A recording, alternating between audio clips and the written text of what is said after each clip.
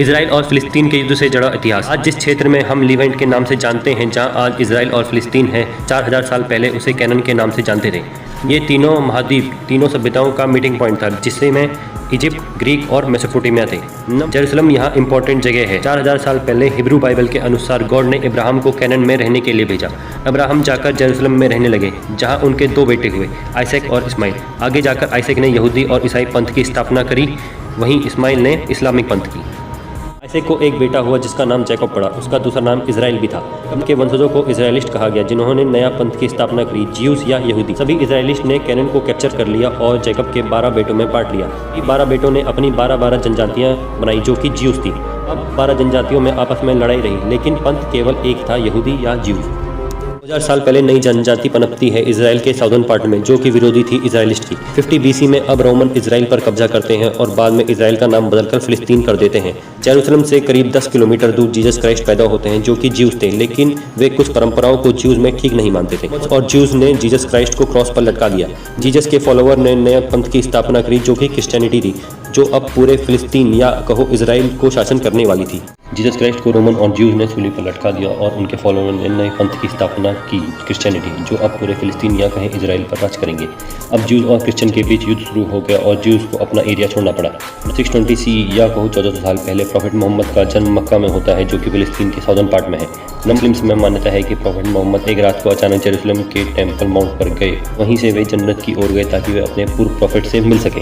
Profit Mohammad के जन्नत में जाने के बाद अब मुस्लिम जेरूसलम पर अटैक करते हैं और काफ़ी समय तक इनका जेरूसलम पर राज रहता है और इस युद्ध को क्रूसेड का युद्ध कहा गया। युद्ध के बाद जेरूसलम मुस्लिम के अंडर आ गया और इसे ऑटोमन एम्पायर कहा गया।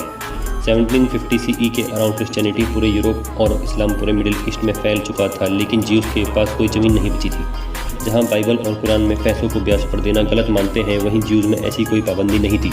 पूरे विश्व में आधुनिकीकरण का दौर आया और ज्यूस ने इस अवसर को देखते हुए बिजनेस के लिए पैसों को ब्याज पर देना शुरू किया और इनमें से सबसे ज़्यादा बड़े बिजनेसमैन जर्मन ज्यूस एम्शेल रॉथस्चाइल्ड थे।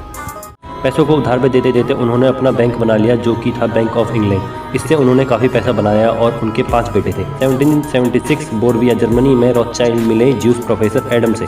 एडम ने रॉथस्चाइल्ड के पैसों का उपयोग से एक सीक्रेट सोसाइटी बनाई, जो कि है इल्यूमिनाटी। इस सोसाइटी ने काफ़ी पैसे वालों को रिक्रूट किया और काफ़ी अहम भूमिका निभाई। 1897 के अराउंड बेसल स्विट्जरलैंड में रॉथस्चाइल्ड फैमिली सबसे धनी परिवार बन चुके थे। अब सारे पैसे का बहाव और बैंकिंग प्रणाली ज्यूस के कंट्रोल में थी। अब पहली बार जायोनिस्ट कांग्रेस का उद्घाटन बेसल्स में होता है, जहां 200 अमीर ज्यूस इसमें हिस्सा लेते हैं। अब वे अपनी 2000 साल पुरानी खोई हुई जमीन वापस इसराइल लेने की सोचते हैं। नॉर्थ ईस्ट अभी भी मुस्लिम के कंट्रोल में था, जो कि ऑटोमन एम्पायर था, जिसमें पूरे मिडिल ईस्ट अरब का एरिया था, लेकिन ईरान इससे बाहर था। ज्यूस का पूरा घर अब अरब का था और जेरूसलम ऑटोमन एम्पायर के कंट्रोल में था। 1901 में ब्रिटिश बैंकर ऑटोमन के सुल्तान को ऑफर देते हैं कि वे उनके कर्ज माफ़ कर देंगे, लेकिन बदले में उन्हें फ़िलिस्तीन चाहिए। टर्की के सुल्तान ने कहा अगर ये डील होती है तो टर्की और फ़िलिस्तीन के मुस्लिम जनता के साथ ये विश्वासघात होगा।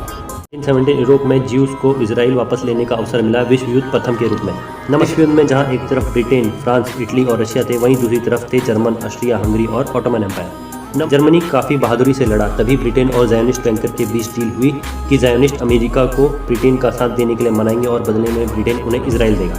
नंबर 9 ने धोखा देते हुए लगभग सेम डील अरब से करी, जिसमें अरब ब्रिटेन का सपोर्ट करेंगे ऑटोमन एम्पायर के विरुद्ध और बदले में ब्रिटेन उन्हें अरब की ज़मीन देंगे ऑटोमन एम्पायर की। जायोनिस्ट ने अब अमेरिका को युद्ध में उतरने के लिए मना लिया, ब्रिटेन और अरब की तरफ से युद्ध करने के लिए ऑटोमन एम्पायर के विरुद्ध। ब्रिटेन व उसके साथी युद्ध जीत गए। ब्रिटेन और फ्रांस ने ऑटोमन एम्पायर पर कब्जा कर लिया और उसके टुकड़े कर दिए, जो कि बने Iraq, Saudi Arabia, Jordan, Lebanon, Syria और टर्की। ब्रिटिश ने जायोनिस्ट व अरब के साथ समझौता किया था, लेकिन ब्रिटेन ने उन्हें धोखा देकर फिलिस्तीन को अपनी कॉलोनी बना लिया। अब जायोनिस्ट सारी दुनिया से फिलिस्तीन की ओर जाना शुरू करते हैं। 1914 में अरब की संख्या 7 लाख थी और ज्यूस की मात्र 50,000।